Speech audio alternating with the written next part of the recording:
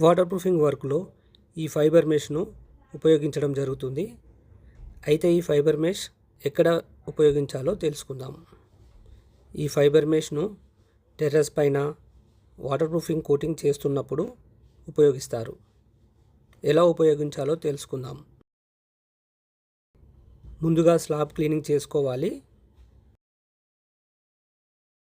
తర్వాత క్రాక్స్ను గుర్తించి వాటిని రిపేర్ చేసుకోవాలి. తర్వాత ఫైబర్ మెష్ను ఈ విధంగా పరిచి వాటర్ ప్రూఫ్ పెయింట్ వేసుకోవాలి. ఈ ఫైబర్ మెష్ వేయడం ద్వారా తొందరగా క్రాక్స్ రాకుండా నివారిస్తుంది. వాటర్ ప్రూఫింగ్లో 45 GSM ఫైబర్ మెష్ను ఎక్కువగా ఉపయోగించడం జరుగుతుంది. దీని వెయిట్ వచ్చేసి 45 grams per square meter ఉంటుంది. వాల్ క్రాక్స్లలో మరియు ప్లాస్టరింగ్ చేసేటప్పుడు బీమ్ కాలం జాయింట్స్లలో ఈ ఫైబర్ మెష్ను ఉపయోగించడం జరుగుతుంది.